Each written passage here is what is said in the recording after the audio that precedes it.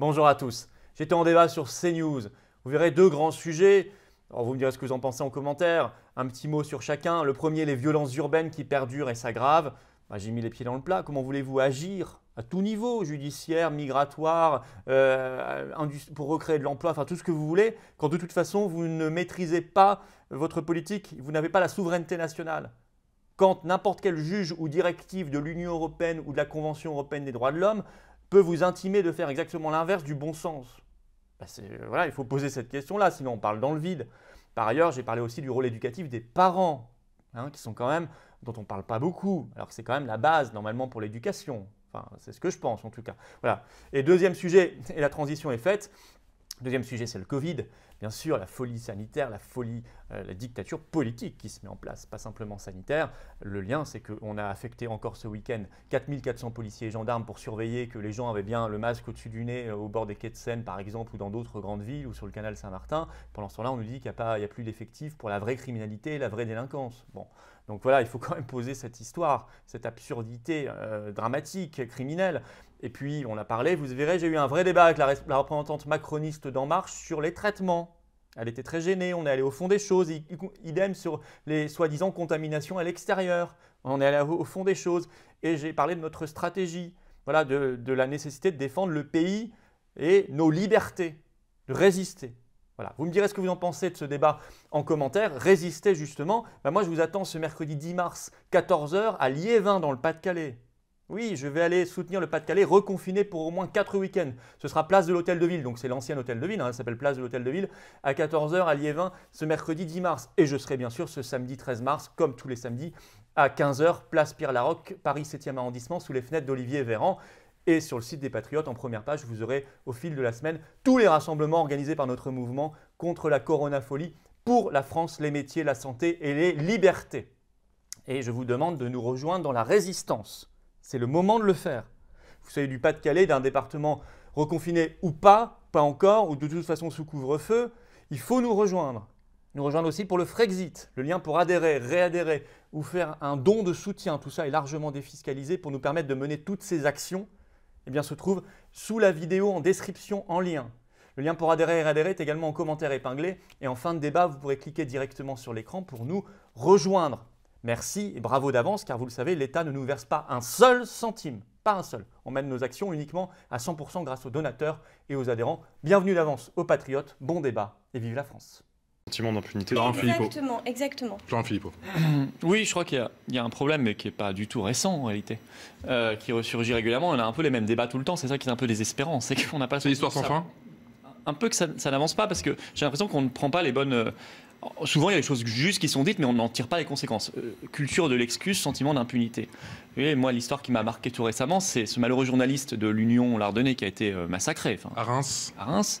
Et on apprend le profil quelques jours plus tard de son agresseur. C'est une personne algérien qui a été condamné déjà 8 fois, qui a 21 ans seulement, déjà condamné 8 fois. On se demande d'abord qu'est-ce qu'il fait encore en France. Et ensuite, il y a un problème avec ces multirécidivistes. Et vraiment une culture de l'excuse qui est inadmissible. Mais le problème, c'est que ce n'est pas la première fois qu'on le dit.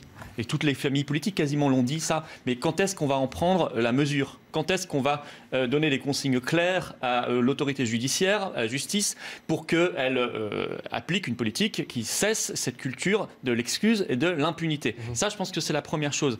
La deuxième chose, c'est dans ces quartiers-là, il y a une assimilation qui est mal faite, parce qu'il y a eu trop d'immigration. Ce sont souvent des ghettos d'immigration. Voilà, donc il y a une assimilation. Pour certains, elle est faite, tant mieux, et ils sont victimes maintenant de ces racailles-là. Pour d'autres, elle n'est absolument pas faite, ou même génération après génération, il y a eu des assimilations. Il faut en tenir compte. Donc on ne peut pas continuer avec le rythme actuel, certainement pas, très loin de là. Et ça, comment on fait ? Voilà, comment on fait quand on ne maîtrise pas sa politique migratoire, quand elle est partie à l'Union européenne, à la Convention européenne des droits de l'homme, quand on n'a pas de frontières nationales, parce qu'on s'est désarmé. Vous voyez, ça, c'est des vrais sujets qui mériteraient des vraies réponses politiques. Aujourd'hui, elles n'y sont pas. Maître Le Borgne.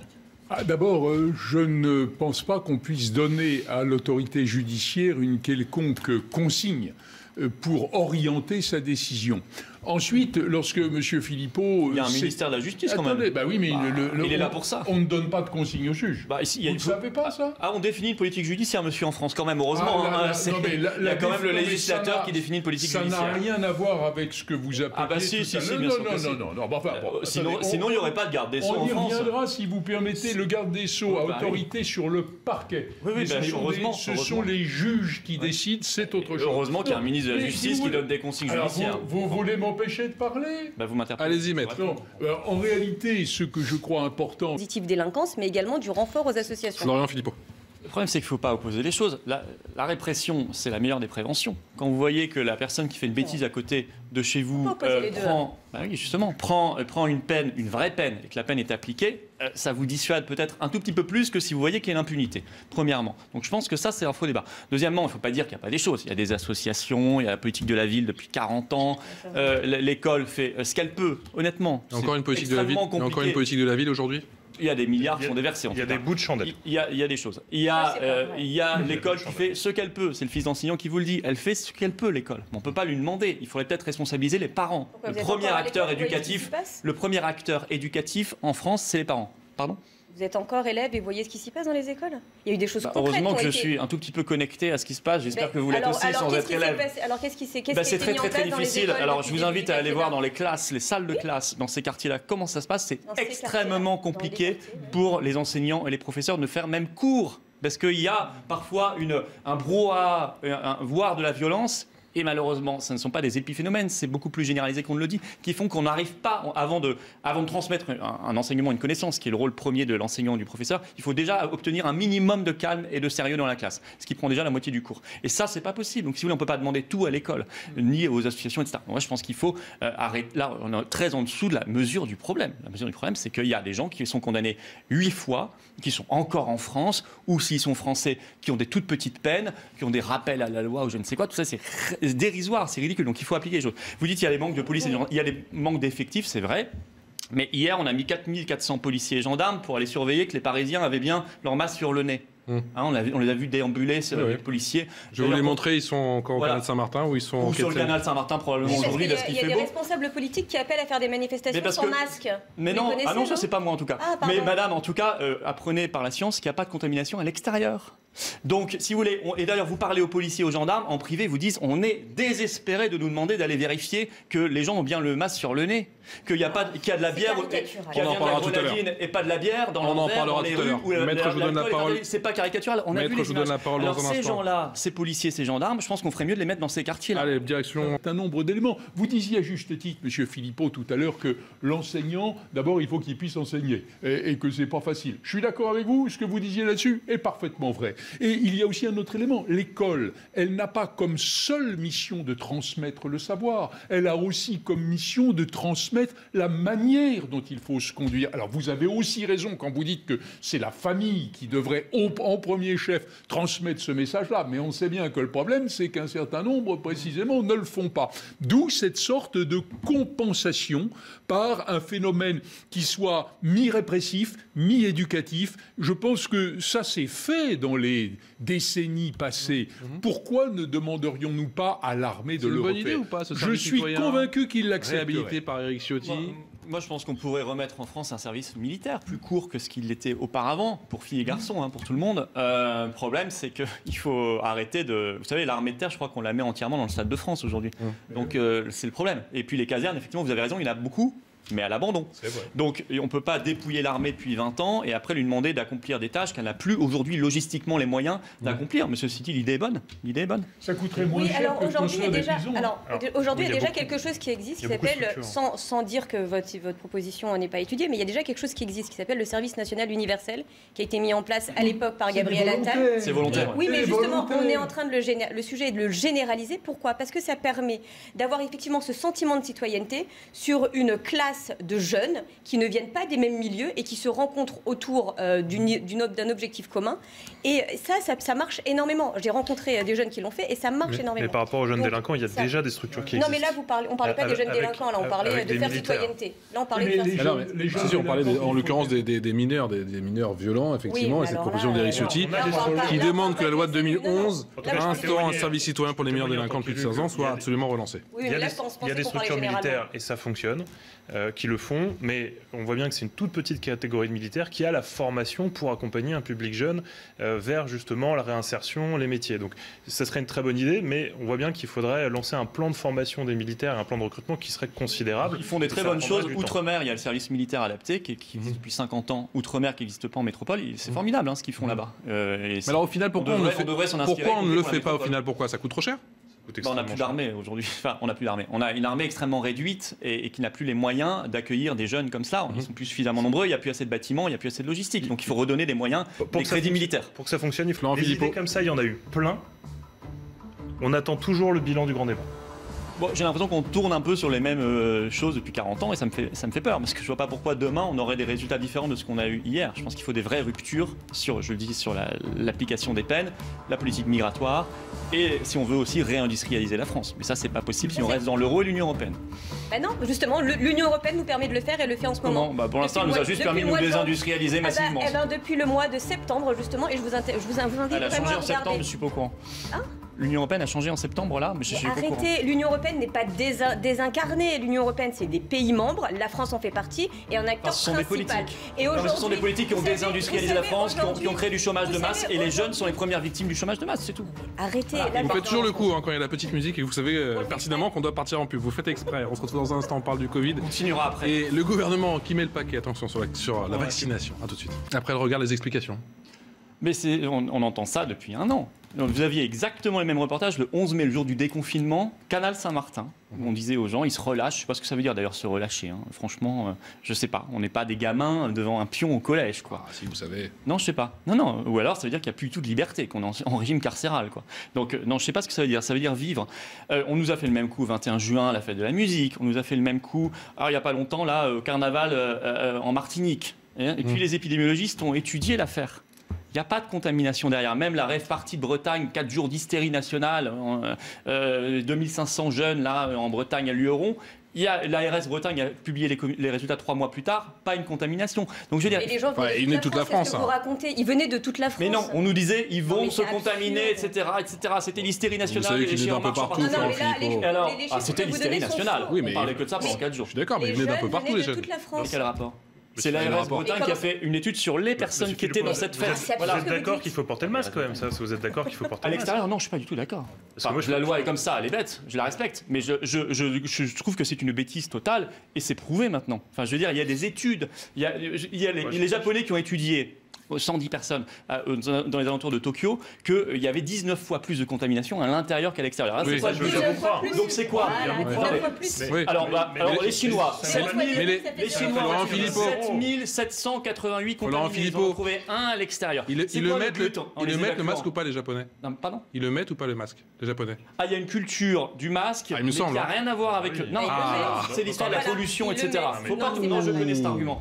Non, par contre... Les plusieurs fois au Japon, je peux vous dire que c'est pas que la pollution. Au Japon, confinement anticonstitutionnel, pas de fermeture des restaurants, etc., pas de couvre-feu, etc. Monsieur Philippot, il y a 300 morts par jour. Oui, mais ça... Non, mais juste faites alors, attention autoriser les traitements, mais ça prouve que votre politique ne marche pas. Vous dites vous-même, il y a 300 morts par jour. Ça fait un an que vous appliquez les mêmes politiques. Jouez les coups de Maître Le Borgne, allez-y. Je dis juste parce qu'il faut expliquer ce qu'il faut faire. Là, le but, c'est pas que on met... Alors, c'est quoi ce qu'il faut faire, c'est mettre le masque, déjà. C'est quoi le but? Que ces gens-là, ils rentrent chez eux, en petits groupes, entre amis, là, ils vont se contaminer. Donc, c'est complètement idiot.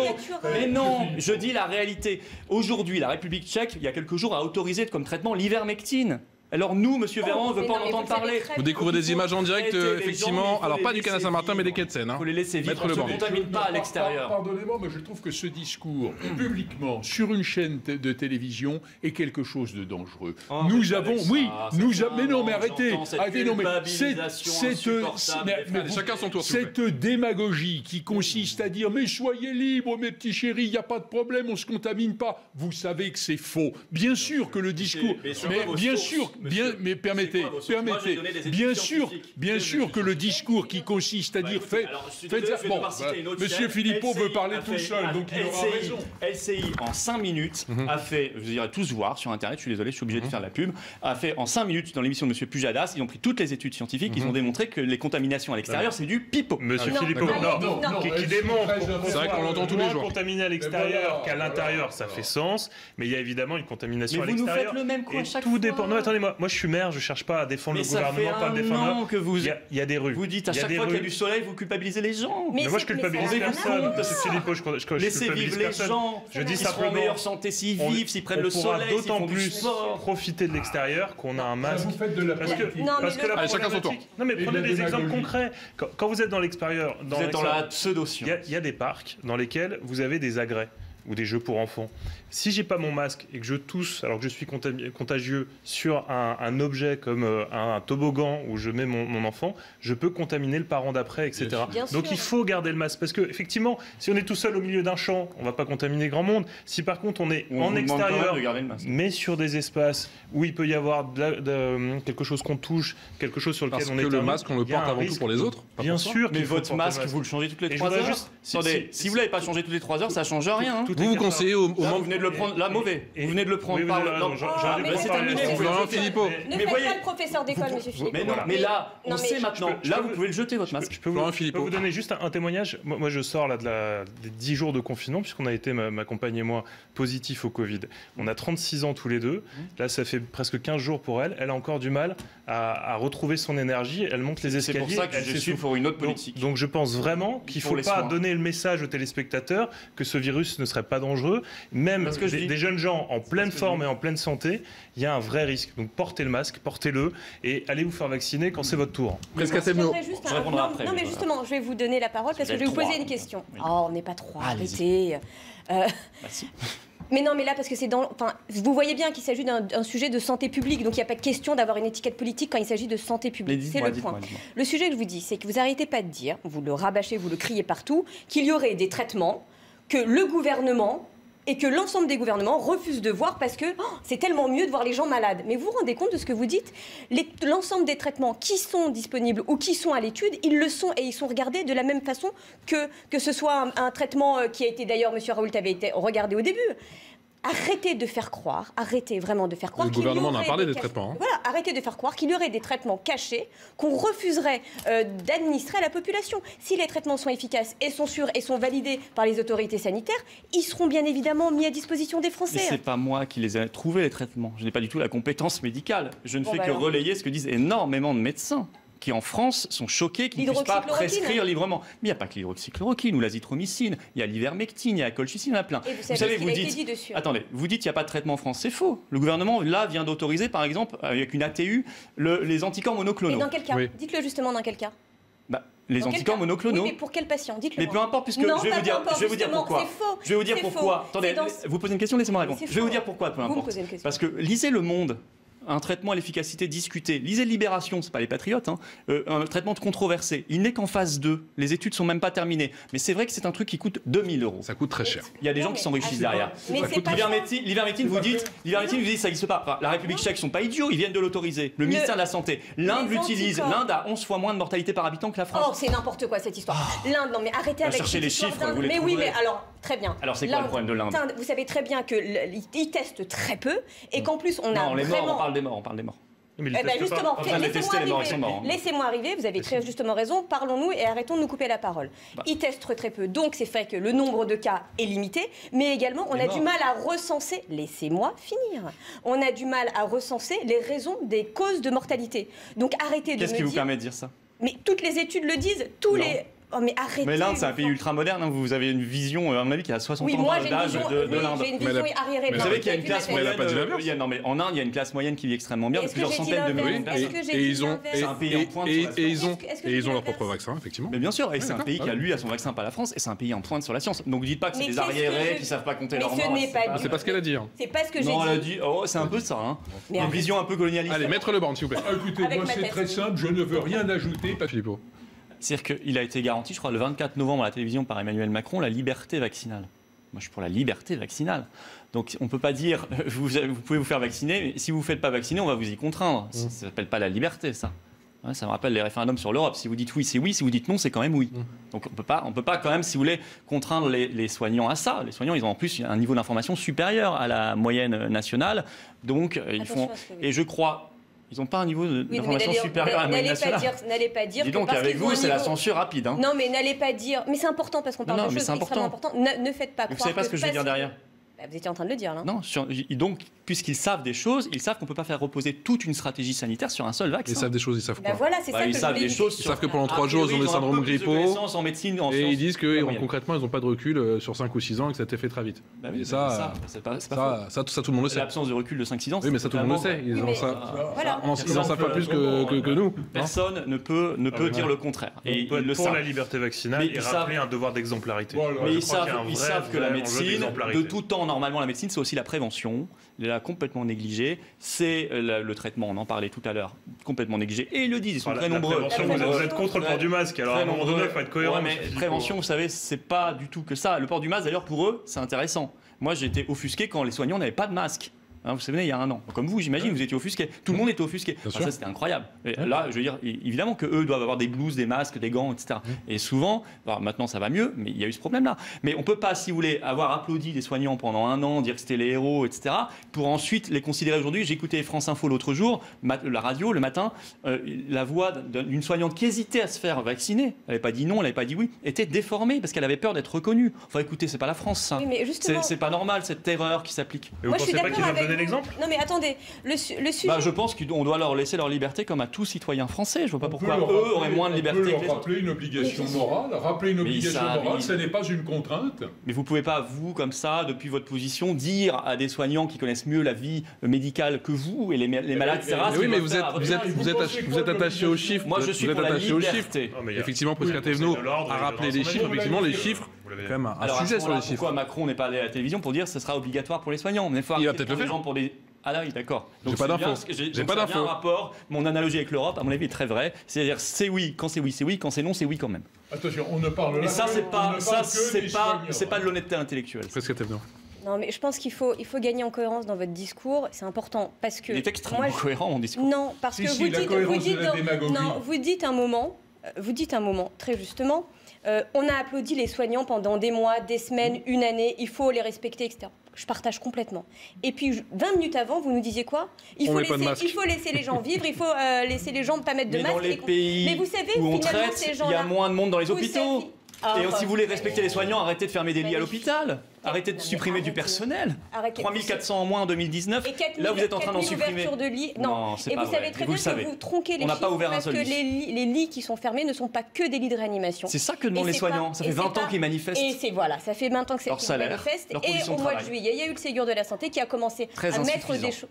Mais qui a eu quand même des conséquences et qui a eu des actions. Vous le savez. Et qui a eu quand même des... Non mais attendez, vous êtes incroyable, vous avez réponse à tout. Parce que j'ai une bonne réponse. Les chiffres sont là et ils sont têtus, monsieur. Enfin, je veux dire, un moment... Regardez la réalité. Les faits sont têtus surtout. Vincent Jeanbrun. Est-ce que vous avez une réponse